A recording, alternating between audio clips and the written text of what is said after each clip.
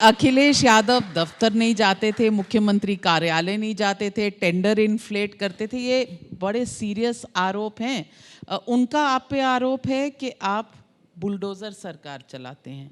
रात के अंधेरे में लोगों को, गरीबों के ऊपर उनके घर तोड़े जाते हैं ताकि लैंड एक्वायर हो जाए मंदिर के लिए। देखिए, मंदिर के लिए हम लोगों ने कहीं भी बुलडोज़र नहीं चलाए हैं।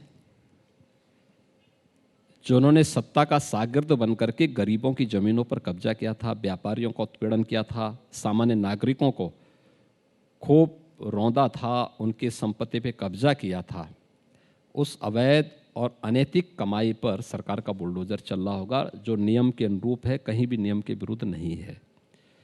क्योंकि आपने इल्लीगल कंस्ट्रक्शन कर रखा है, किसी ने एनिमी प्रॉपर्टी पे कर रखा है, किसी ने ग्राम समाज की भूमि पे कर रखा है, किसी ने सरकारी भूमि पर कब्जा कर रखा है।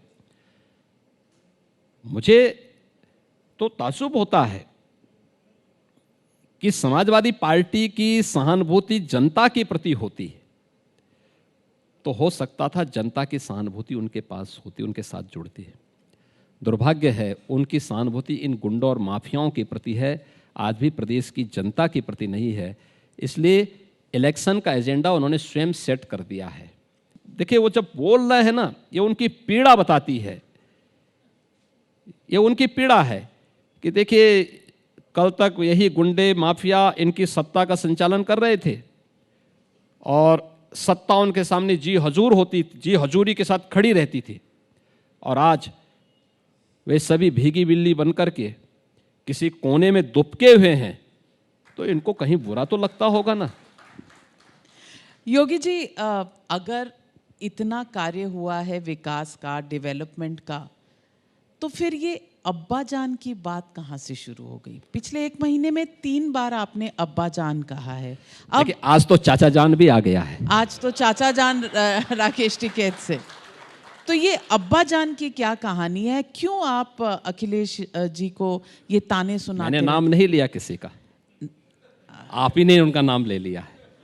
वो तो परेशान हो रहे हैं, वो कह रहे हैं कि ऐसी भाषा हमारी नहीं है, हमारे पिताजी को हमने ऐसा कभी नहीं कहा। अच्छा, मुझे एक बात बताइए, मुस्लिम वोट चाहिए, अब्बा जान से परहेज है, क्यों? क्या अब्बा जान शब्द असंसदीय है?